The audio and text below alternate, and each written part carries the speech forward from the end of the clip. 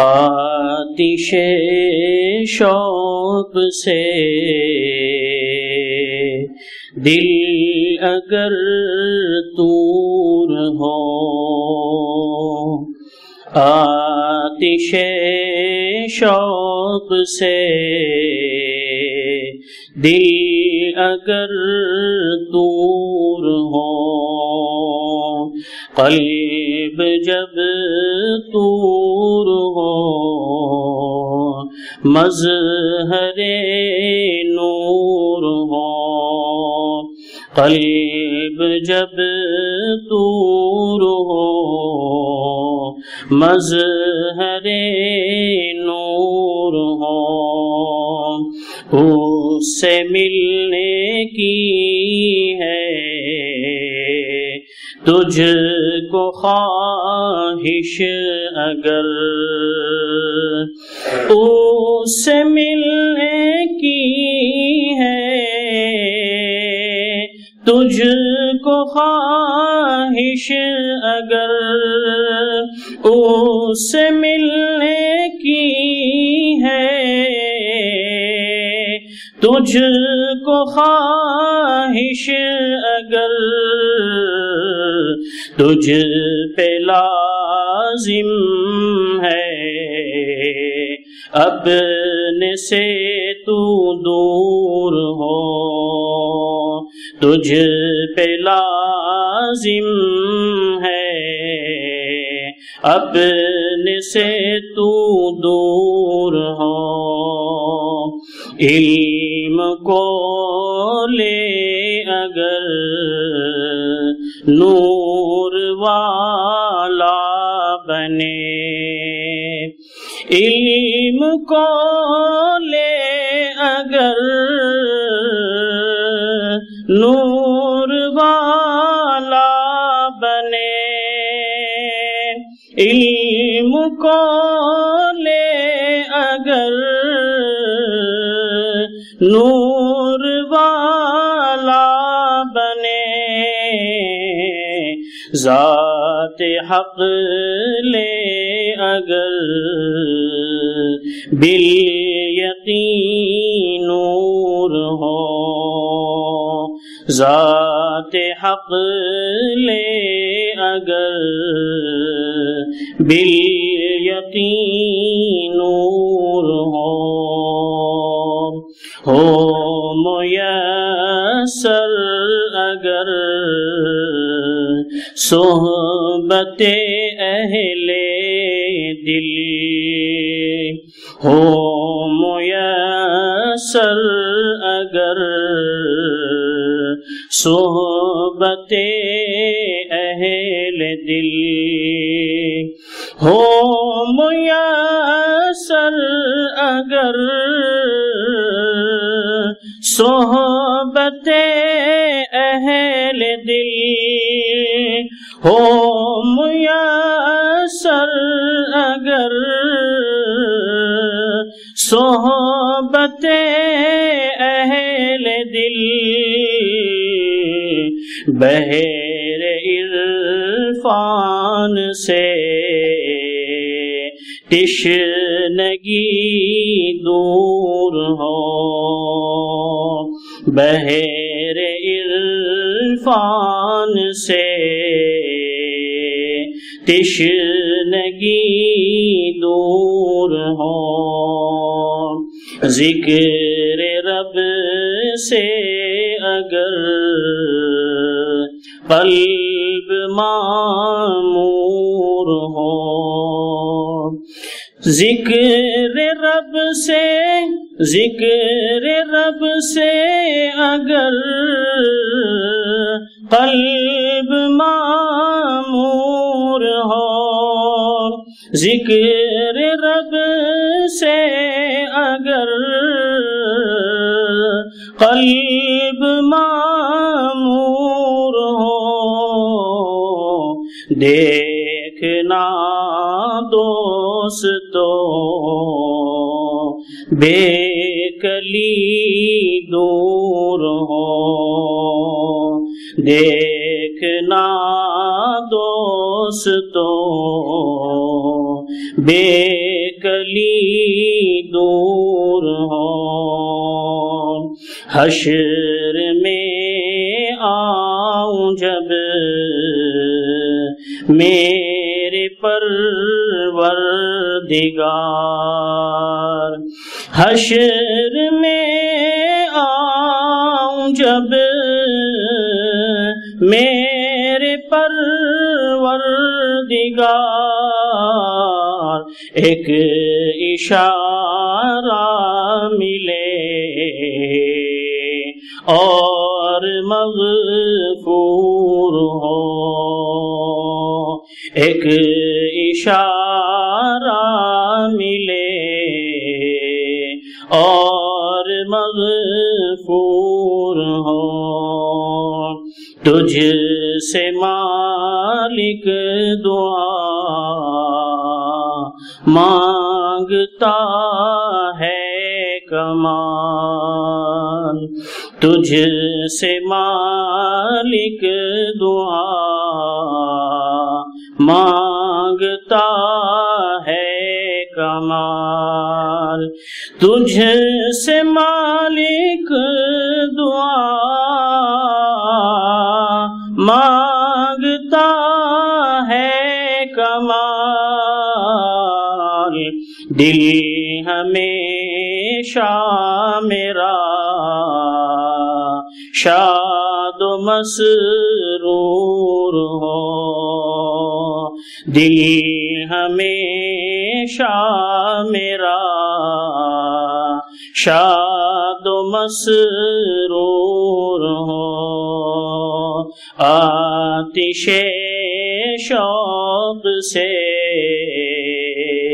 دل اگر دور ہو، قلب جب دور ہو، مظہر نور ہو، آتش شوق سے دل اگر دور ہو۔ اعوذ باللہ من الشیطان الرجیم، بسم اللہ الرحمن الرحیم، اهدنا الصراط المستقیم صراط الذین انعمت علیہم۔ دوستو، سبق چل رہا ہے اس بات کا کہ ہم کو اپنے پروردگار سے دعا مانگنی ہے صراط مستقیم کی، اور یہ اتنی زیادہ اہم ہے کہ ہر نماز میں، ہر نماز کی ہر رکعت میں بندے کے لیے یہ عرض کرنے کو ضروری قرار دیا گیا ہے کہ وہ یوں کہے اہدنا الصراط المستقیم، اے اللہ ہم کو سیدھے راستے پر چلائیے۔ کل صراط مستقیم کی توضیح میں تھوڑی سی بات ہی عرض کی گئی تھی کہ اسلام احکامات الہیہ کے مجموعے کا نام ہے، اور احکامات الہیہ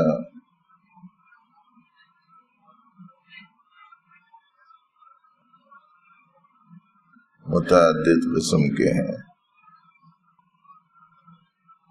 کوئی ایک حکم ایسا دیا گیا کہ جس کو کرنا نہایت ہی ضروری قرار دیا گیا، اور جس کا ثبوت نص قطعی سے ہوتا ہے۔ ایک حکم دیا گیا جس کو کرنا ضروری قرار دیا گیا، لیکن ثبوت میں وہ فرض کے مقابلے میں قوت ثبوت میں کسی قدر کم ہوتا ہے، اسے واجب قرار دیا گیا۔ کوئی حکم دیا گیا، کہا گیا کہ یہ سنت ہے، پھر اس کو بھی بعض وہ چیزیں بحیثیت سنت بتلائی گئی جس پر نبی رحمت صلی اللہ علیہ وسلم نے مواظبت فرمائی ہے، پابندی سے اسے کیا، بکثرت اسے کیا، زیادہ تر اسے کیا، اس کو تاکیدی سنت کہا گیا۔ بعض چیزیں آپ نے اختیار فرمائی، کبھی اختیار فرمائی، کبھی نہیں اختیار فرمائی، اس کو غیر مؤکدہ سنت قرار دیا گیا۔ بعض چیزیں ایسی ہیں کہ اس کے اختیار کرنے پر فضیلت بتائی گئی کہ کرو گے تو یہ ثواب ہوگا، یہ فائدہ ہوگا۔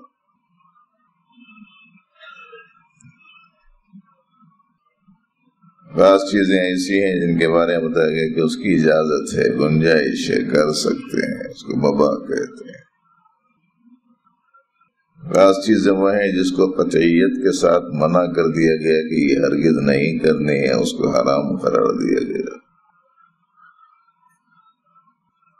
کل یہ مذاکرے میں یہ لفظ نہیں آ رہا تھا، پورے خاموش بیٹھے تھے، معلوم ایسا ہوتا ہے کہ مبادیات سے بھی واقف نہیں تھی، مباح کے بعد مکروہ بول رہے ہیں، بیچ میں ایک عام چیز چھوٹ جا رہی۔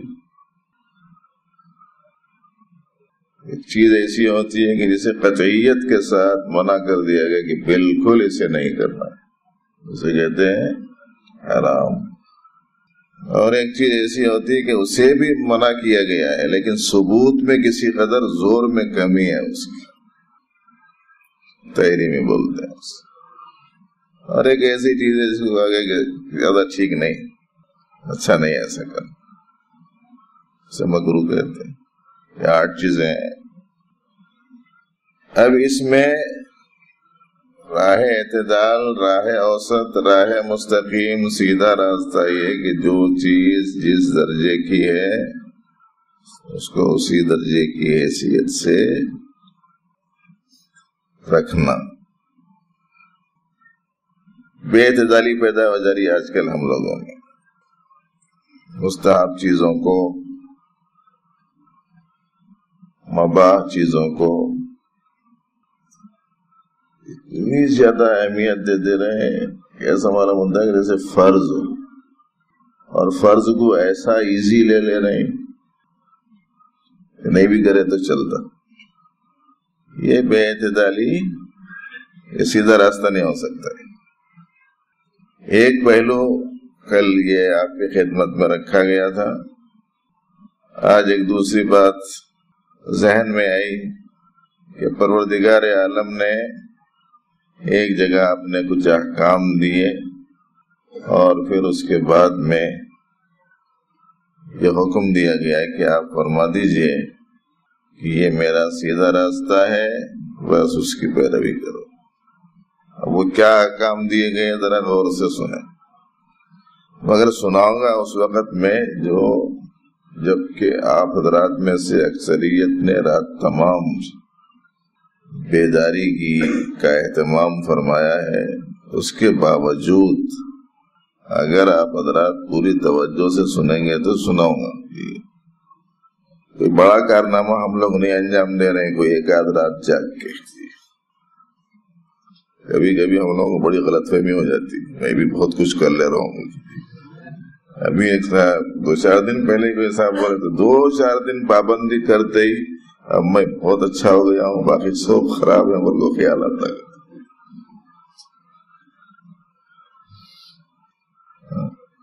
ارے اللہ کے بندو، ہماری عبادتیں بھی کوئی عبادتیں ہیں، ہماری محنتیں بھی کوئی محنتیں ہیں، ہماری مشقتیں بھی کوئی مشقتیں ہیں۔ ایک آدھ رات جاگ کے صبح میں خواہش ہوتی مول صاحب آج چھٹی دے دیا تو اچھا ہے۔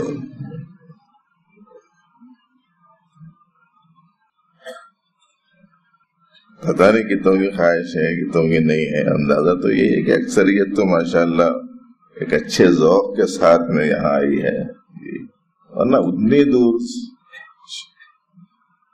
اپنے متعلقین کو چھوڑ کے یہ جنگل میں آ کے پڑے رہنے کا کیا مطلب؟ اللہ کی محبت ہے، دین کی محبت ہے، کچھ اچھا وقت گزارنا چاہتے ہیں، کچھ عبادات میں وقت لگانا چاہتے ہیں، تبھی تو اتنی دور سے آ کے یہاں پڑے ہیں۔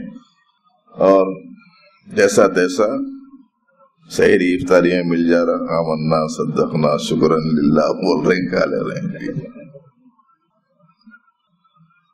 اور باقی ہمارے حالات کے حساب سے تو پروردگار عالم کا یہ تو بہت ہی بڑا انعام ہے۔ صحابہ کرام تھے، اللہ ان کو بہترین جزا عطا فرمائے۔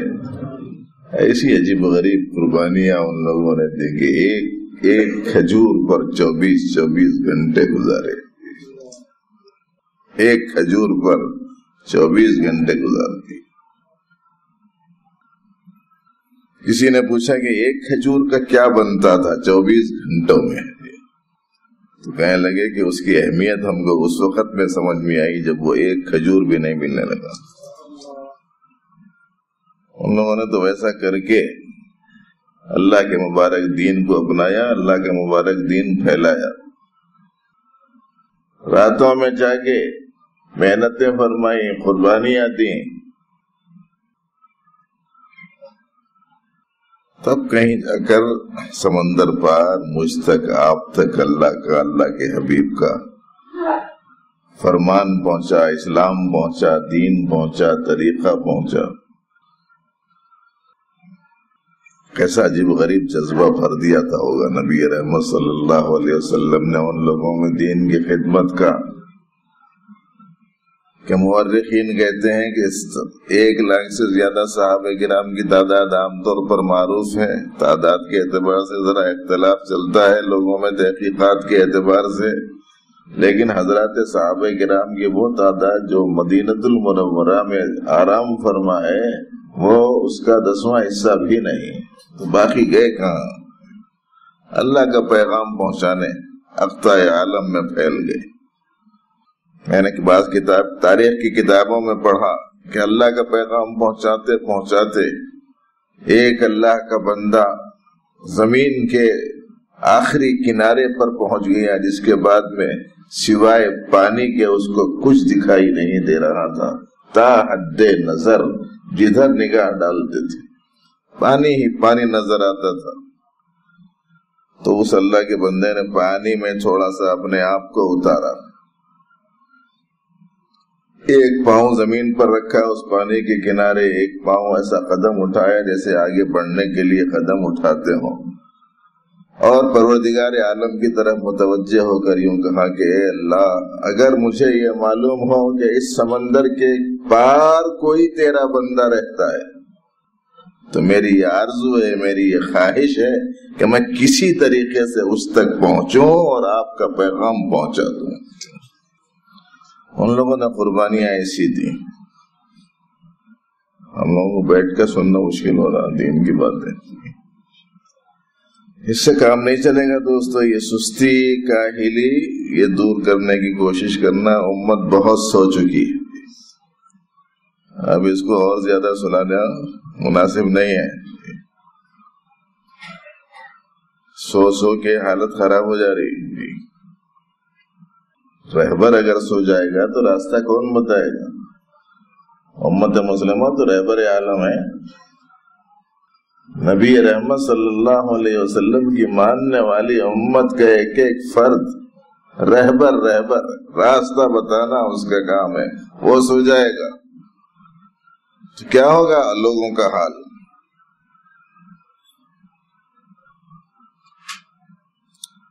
سیدنا امام محمد رحمۃ اللہ علیہ پوری رات جاگتے تھے، پوری رات روزانہ۔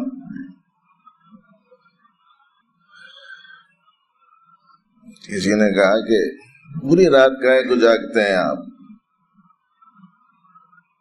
سو بھی جایا کریں، دن میں سو جاتے ہوں گے، رات میں ذرا ایک سوئی رہتی تو اہم کام میں مشغول رہتے تھے، ورنہ کسی کو شبہ ہو جاتا ایسا بھی کیا؟ حضور اکرم صلی اللہ علیہ وسلم نے فرمایا ان لجسدک علیک حقا، تمہارے جسم کا بھی تم پر حق ہے۔ بلکہ بعض صحابہ کرام کو بڑی وضاحت سے فرمایا نبی رحمت صلی اللہ علیہ وسلم نے کہ میں سوتا بھی ہوں، قیام بھی کرتا ہوں، لیکن امام محمد رحمۃ اللہ علیہ چونکہ زیادہ تر راتوں میں جاگتے ہی رہتے تھے، تو کسی نے کہا کہ آپ ایسا کاہے کو کرتے ہیں؟ تو انہوں نے کہا کہ دراصل لوگوں کو ذرا اطمینان ہے کہ وہ جاگتا رہتا ہے، اس واسطے ذرا سو جاتے ہیں، اگر میں بھی سو جاؤں گا تو کیا ہوں گا وہ. تو اگر آپ لوگ جاگتے رہیں تو تھوڑا سا سناتا ہوں. مگر ابھی جو سامنے ایک صاحب کا دیدار ہو رہا ہے جو مراقبے میں ہے. بھائی مراقبہ جائز نہیں اس وقت، تھوڑا سا توجہ سے سنو بات کو.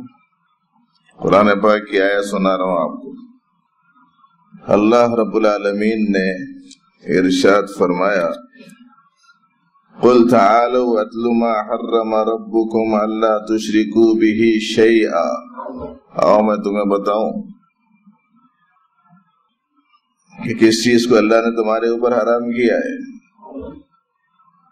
شرک کو حرام کیا ہے. اس بات کی تاکید کی جا رہی ہے کہ اللہ میرے ساتھ میں، اللہ کے ساتھ میں کسی چیز کو شریک مت ٹھہراؤ. اللہ کے ساتھ کسی چیز کو شریک مت ٹھہراؤ. نہ مخلوق عرشی، نہ مخلوق فرشی، نہ علوی نہ سفلی، نہ مادی نہ لطیف، نہ نوری نہ ناری، نہ خاکی نہ آبی. آبی بولے تو پانی والی. کسی چیز کو مت ٹھہراؤ. خامخواہ لوگ بدنام کر دے رہے ہیں کہ یہ لائن میں ہو پیر کی پرستش سکھاتے بولتے. ارے بھائی پیغمبر کو بھی کے لیے بھی گنجائش نہیں ہے ان کی پرستش کی جائے، عبادت کی جائے. تو ایسی صورت میں یہ تعلیم کہاں سے دی جا سکتی ہے اور کس کو حق حاصل ہے اس بات کے دینے کا کہ وہ کسی کو معبودیت کا مقام دے دیں، پرستش شروع کریں. وہ تو بعض لوگوں کو تھوڑی سی غلط فہمی ہو گئی. ہمارے بڑے لوگوں نے کہا تھا کہ میاں رہبری کے بغیر ذرا کام برابر نہیں چل سکتا، اس واسطے ذرا پیر پکڑو، یہ فرمایا تھا. ہمارے بڑوں نے کیا فرمایا تھا؟ پیر پکڑو. تو ہمارے ساتھی کیا پڑھے اسے؟ پیر پکڑو سمجھی. پیر پکڑو بول کے تعلیم دی، رہبر لو، یہ تعلیم تھی.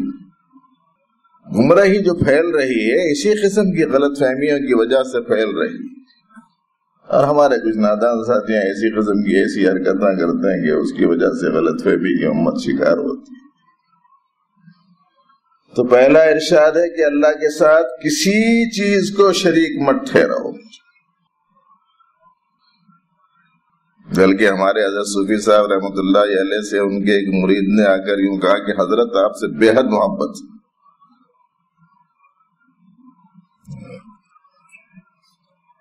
نہیں دیکھتا ہوں تو بے چینی ہو جاتی ہے، گھر میں میری حالت بگڑ جاتی ہے. ہماری ماں بھی بولنے لگتی ہیں کہ تو جا صوفی صاحب کے پاس، نہیں تو یہ تو نارمل نہیں رہتا.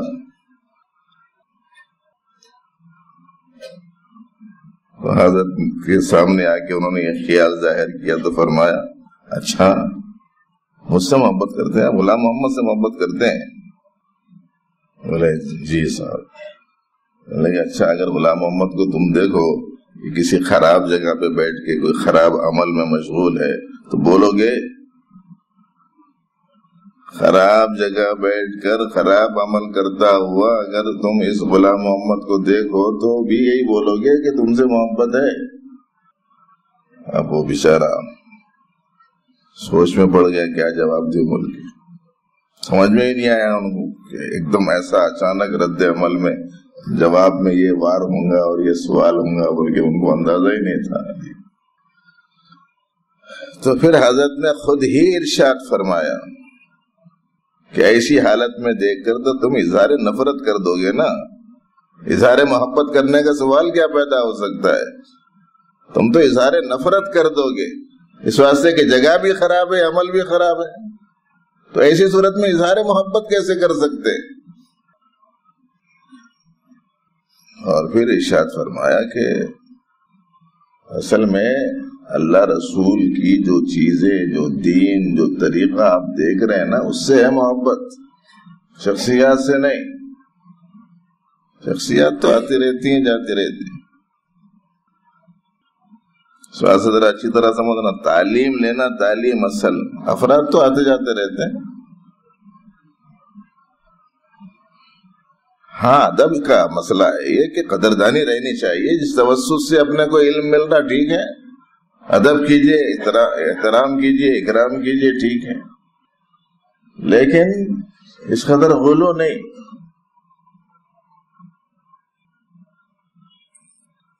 اور بعض تو یہ سمجھتے ہیں کہ صاحب انہوں بول دیے تو ہو جاتا. جی ایسا کیسا ہوتا بھائی؟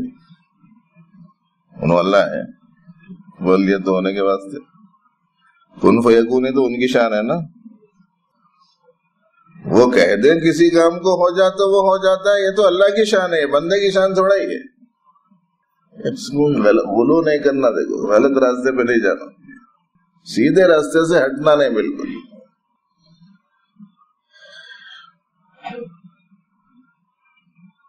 تو ایک تو یہ کہ شریک مت ٹھہراؤ. کیا بتانا چاہ رہے ہیں ہم؟ صراط مستقیم کیا ہے اس کو ذرا آپ گن لیتے جانا لائن سے. آج تھوڑی سی رعایت کر دیں گے آپ کی، ذرا پہلے چھوڑ دیں گے. جی ایک بات یاد رکھو، اللہ کے ساتھ کسی کو شریک نہیں ٹھہراؤ، نہ نارمل حالات میں نہ پریشان کن حالات میں. یہ بھی مستقل وضاحت کیے جانے کا مسئلہ ہے. جب تک حالات موافقت میں رہتے نا گڑبڑ نہیں کرتا کچھ بھی. جب ذرا پریشانی آ جاتی، جب مصیبتوں میں گر جاتا ہے، اب اس کے بعد میں غلط راستے بھی اختیار کرنا شروع کر دیتا ہے. ایک صاحب اس سے آگے کہنے لگے کہ صاحب میں جا کے فلاں غیر مسلم سے کیا اپنا علاج معالجہ کرا سکتا ہوں؟ غیر مسلم ڈاکٹر سے نہیں، کچھ پڑھ کے کر کے وہ لوگ کرتے ہو چھو منتر وغیرہ جو کرتے نا، وہاں جا کے کرانے کا ارادہ ہو رہا. اللہ کے بندے، غیر مسلم کے پاس میں توحید نہیں، ایمان نہیں، علم حق نہیں، ایسی صورت میں پتہ نہیں وہ زبان سے جو کچھ پڑھتا ہوگا اس میں کہاں اللہ سے مدد مانگی گئی ہوگی. وہاں تو غیر اللہ سے استمداد ہوگی. وہاں جا کر تم کیسے علاج کرو گی؟ تو کیا کہہ رہا ہوں؟ وہ کہہ رہا کہ نہیں، دیکھ لیا اپنے ساتھیوں کے پاس، اپنے مسلم عاملوں کے پاس میں بھی جا کے دیکھ لیا، کچھ بھی نہیں ہو رہا. کس سے بھی اس واسطے اب مجبور ہو کے ادھر جانا چاہ رہا ہوں. ارے بھائی ویسا مجبور ہو کے ادھر جانے سے بہتر ہے آدمی دنیا سے رخصت ہو جانا. جان جائے لیکن ایمان نہ جائے.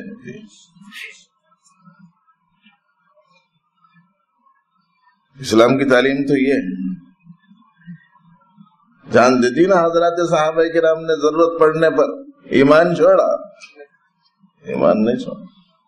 ہم اپنے چھوٹے چھوٹے مصیبتوں میں، پریشانیوں میں دین کو، اسلام کو، اسلام کی بنیادی تعلیم کو، عقائد اسلام کو چھوڑتے رہے.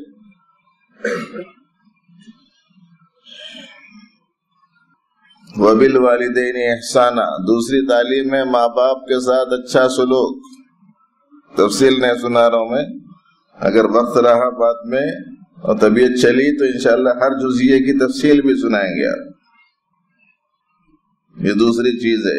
یہ جتنے نوجوان بچے ہیں، خاص طور سے یہ حافظاں، مولویوں کو تو یاد ہوں گا، حافظاں ذرا یاد رکھ لو. اس واسطے کہ 30 پارے یاد کرنے کی ان کو مشق ہے، تو یہ چیزیں یاد کر لینا کچھ بھی مشکل نہیں ہے. اور بعض کالج کے بچوں کو بھی ہم نے دیکھا کہ اتنے ماشاءاللہ دلچسپی لیتے ہیں اس قسم کی چیزوں میں کہ حافظوں سے پہلے سناتے رہے. بعض ذرا سنانے کا ذوق رہنا، یاد کر لینے کا ذوق رہنا، محفوظ کرنے کا ذوق رہنا. ماں باپ کے ساتھ اچھا سلوک. تیسری چیز، یہ بڑے لوگوں کے واسطے، اپنی اولاد کو تنگی کے خوف سے قتل نہیں کرنا. یہ زمانے کے عمومی بیماریوں میں سے ایک بیماری ہے. ڈاکٹر سے آ کے پوچھ رہے، مول صاحب وہ حمل گرا دینے کی دوا دے بول کے بول رہے، دینا نہیں دینا. حمل گرا دینے کا انجیکشن دے بول رہے، دینا نہیں دینا. ارے بھائی وہ تو ایک اللہ کی نعمت ہے، اس کو گرا دینے کے بارے میں کائی کو سوچ رہے ہیں. اب دو چیزیں سامنے آتی. ایک تو یہ کہ صاحب اب یہ پوری دنیا میں مشہور کر دیے، ایک دو بچے رہے تو اچھی توجہ دے سکتے، دلچسپی سے پڑھا سکتے، اعلیٰ تعلیم دلا سکتے، یہ کر سکتے وہ کر سکتے بول کے مہم چلائے چند برسوں سے مغربی ملک والے۔ اب فکر لائق ہو گئی ان لوگوں کو کہ نسل پوری ختم ہو جا رہی ہے، اب کیا کرنا چاہیے جی؟ اب بول رہے ہیں ذرا بڑھاؤ بول رہے ہیں۔ اب چونکہ چین میں ہندوستان میں ذرا زیادہ ہے تعداد، تو اس واسطے یہاں بھی ذرا کنٹرول کرنے کی کوشش میں ہے۔ چین میں تو ایسا سخت سنا قانون بنا کے رکھ دیے کہ ایک بچے تو بغیر پیسوں کے ہو جائے کوئی بات نہیں ہے، اگر دوسرا ہونا ہے تو پہلے حکومت میں لاکھوں پیسے داخل کرنا، اس کے بعد میں بچت کی اجازت مل سکتی، بس یہ قصہ ہے اس وقت۔ اور مغربی ممالک میں تعداد کم ہوتے جا رہی ہے، اٹھتے جا رہے ہیں زیادہ، آتے جا رہے ہیں کم۔ اب اس عمومی مہم سے متاثر ہو کے مسلمانوں کا بھی ایک عمومی رجحان یہی بنتا جا رہا، 2 3 بس، ہم دو ہمارے دو، مستقل چڑھائی بھی جملہ ہے، ہم دو ہمارے دو۔ ہمارے حیدرآباد کے ایک مشہور واعظ سے فرماتے تھے اگلا بچہ ابھی 12 کے بعد کبھی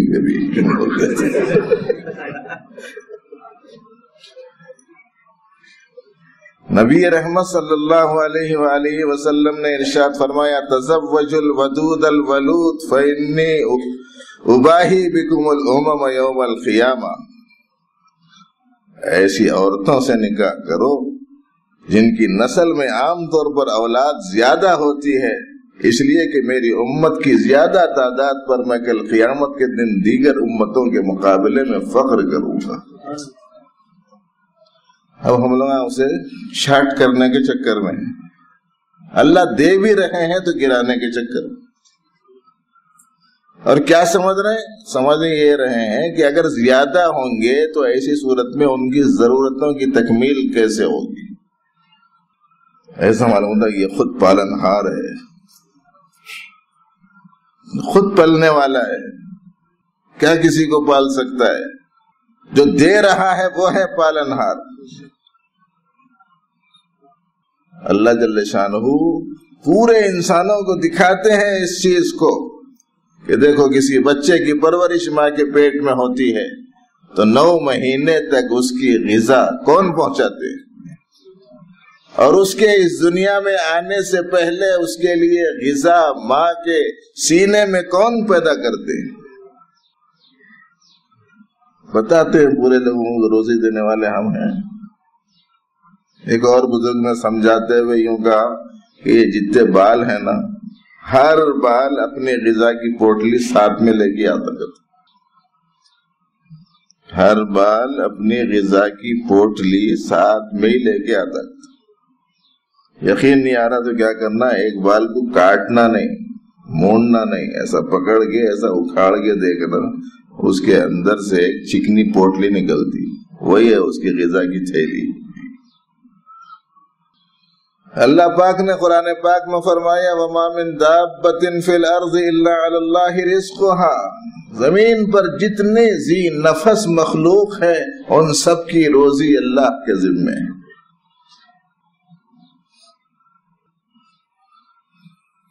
اسی واسطے وہ جملہ بار بار سنایا جا رہا، سب کو یاد ہو جانا، پالنے والا رب، پلنے والے سب، کوئی کسی کو پالتا والتا نہیں۔ وہ سمجھانے کے واسطے دسترخوانوں پہ بھی لکھ دیے تھے، مگر دسترخوان پہ لکھا ہوا رہنا ٹھیک نہیں ہے، عام طور پر لکھ دیتے تھے شکر خالق کا ادا کر آمد مہمان پر، لکھا ہوا رہتا تھا شکر خالق کا ادا کر آمد مہمان پر، رزق اپنا کھا رہا ہے تیرے دسترخوان پر، بول کے اس پہ لکھا ہوا رہتا تھا۔ اپنا جو ہے وہ کھاتا ہوں۔ نظام الدین میں جب اکابر تھے، حضرت منشی اللہ دادا صاحب، میاں جی محراب صاحب وغیرہ، اس زمانے میں منشی اللہ دادا صاحب وہ کچھ وائر وغیرہ یہ وہ کچھ ٹھیک ٹھاک کرنے میں لگے ہوئے تھے، دسترخوان بچ گیا تھا، لوگ بیٹھ کے کھا رہے تھے، تو تھوڑا بہت کبھی کبھی ان لوگوں میں آپس میں مزاح بھی ہوتا تھا، تو کسی نے دسترخوان پر بیٹھے ہوئے سارے لوگوں نے کھانا شروع کر دیا، وہ آئے نہیں، تو ان کو آواز دے کے کہا منشی جی جلدی سے آ جاؤ، کہیں ایسا نہ ہو کہ کچھ نہ ملے، سب ختم ہو جائے۔ تو انہوں نے اپنے کام میں مشغول رہتے ہوئے یوں کہا اللہ کی قسم میری روزی کوئی نہیں کھا سکتا۔ اللہ نے ہر ایک کو روزی مقرر کر کے رکھ رکھی، جب تک کہ کھائے گا نہیں اس دنیا سے جائے گا نہیں۔ اس واسطے دوستو یہ تنگی کے خوف سے اولاد کو کم کرنے کا جو چکر اس وقت میں چل رہا ہے یہ صحیح نہیں ہے، اس سے اپنے آپ کو بچائیے۔ اور یہ تو ایسا خطرناک معاملہ ہے کہ اگر کل قیامت کے دن اللہ کے سامنے جا کے کھڑے ہونا ہے نہیں ہے، وہاں جا کے کھڑے ہونا ہے نا۔ پہلا سبق کیا پڑھا کے بھی جائے تھے اللہ تعالیٰ تمہارا رب کون ہے، یہی سبق پڑھائے تھے نا۔ وہاں جاتے پہلے کیا سوال کریں گے، تمہارا رب کون ہے۔ سامنے پہنچنے کے بعد میں رب کس کو مانتے تھے، تو کیا بولیں گے آپ کو، پھر اس کو بچوں کو کئی کو مارے تھے، بولے تو کیا جواب دیتے، کئی کو مارے تھے بچوں کو، یہ انجیکشن دے کے ضائع کرا رہے، گولیاں کھلا کے ضائع کرا رہے، تنگی کے خوف سے۔ ایک سزائی جگہ اللہ پاک نے قرآن پاک میں اس مضمون کو بیان فرمایا، اور اس سے بھی زیادہ بھیانک اور خطرناک جو صورتحال ہے وہ یہ کہ صاحب ڈاکٹرز آگے جب مجھ سے مسئلہ پوچھے، اگرچہ مفتی نہیں ہو، مسئلے پوچھنا ہے مفتی سے پوچھو، پوچھ لیتے بیچارے آگے تو معلوم ہے سب بات بتا دیتے۔ میں پوچھا ان سے کئی کو نعمت ہے اولاد ملنا، تو نعمت ہے، کتنے لوگ وہاں ترس رہے، پھر یہ انجیکشن دے کے گولی دے کے کئی کو گرا دینا چاہ رہے ہیں، بولے تو نہیں مول صاحب وہ جائز کی اولاد نہیں ہے۔ مسلم معاشرے میں اس قسم کی کیسی عجیب و غریب قسم کے حالات ہیں جو پیش آ رہے ہیں۔ پھر سوچ رہے مسلمان ہمارے ساتھ میں حالات ایسے کہہ کے واسطے ہو رہے ہیں، ایسے کہہ کے واسطے ہو رہے ہیں۔ اسلام کو پکڑ کے دیکھو، دامن مصطفیٰ کو تھام کے دیکھو، قرآن کی روشنی میں زندگی گزار کر دیکھو، اللہ کی مرضیات کے موافق چل کر دیکھو، پھر دنیا میں مسلمانوں کے حالات کیسے ہوتے ہیں۔ ہم لوگوں نے اسلام سے اپنا تعلق بودا اور کمزور کر لیا۔ اور تیسری چیز کیا ہے، اولاد کو تنگی کے خوف سے قتل نہیں کرنا، سب کو روزی اللہ دیتے۔ چوتھی چیز ہے بے حیائی کے کاموں کے نزدیک بھی نہیں جانا، باہر کے بے حیائی کے کاموں کے اندر کے، لا تقربوا الفواحش ما ظہر منہا وما بطن، اندر کے فواحش باہر کے فواحش، اس کی وضاحت کسی دوسرے موقع پر کریں گے انشاءاللہ تعالی۔ آپ تو فہرست یاد کر لو، شرک نہیں کرنا، ماں باپ کے ساتھ اچھا سلوک کرنا، بچوں کو تنگی کے خوف سے قتل نہیں کرنا،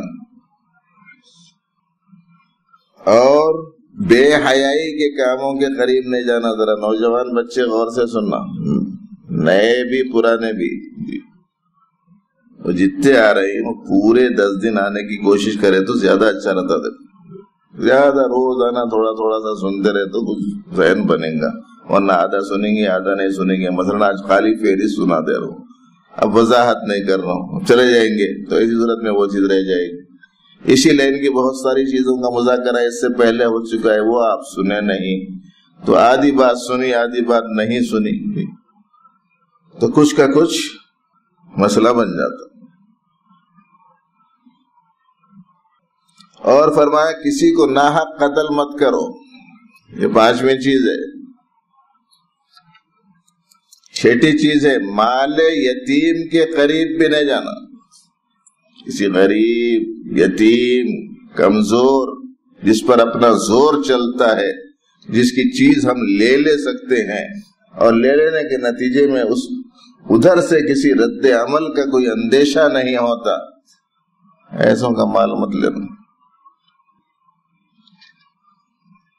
ہاں جو احسن طریق ہے ٹھیک ہے، اس کی پرورش کے لیے، اس کی ضروریات کی تکمیل کے لیے، یا اس کے ہی مستقبل کے فائدے کے لیے، اس کو کسی منفعت بخش تجارت میں لگانے کے لیے، جیسا اسلام کا قاعدہ قانون ہے۔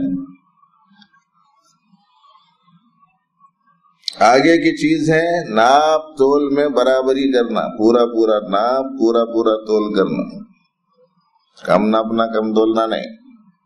لیتے وقت میں بھر کے ناپ رہے، دیتے وقت میں کم کر کے دے رہے، ایسا نہیں۔ اوفوا الکیل والمیزان، آپ نے پڑھ رکھا ہے قرآن شریف میں، ویل للمطففین الذین اذا اکتالوا علی الناس یستوفون واذا کالوہم او وزنوہم یخسرون۔ جب لوگوں سے لیتے ہیں تو جھکتا تول کر لیتے ہیں، اور جب دیتے ہیں تو برابر بھی نہیں تولتے، کمی کر ڈالتے ہیں۔ ناپ تول میں برابری۔ بات جب کبھی بھی کہو اعتدال کی کہو، درمیانی بات کہو، عدل کی، انصاف کی، حق کی، چاہے رشتہ دار کے خلاف ہی بولنا کیوں نہ پڑے، بات صحیح بولنا چاہیے۔ اور اللہ سے جو عہد کیا گیا ہے اسے پورا کرو۔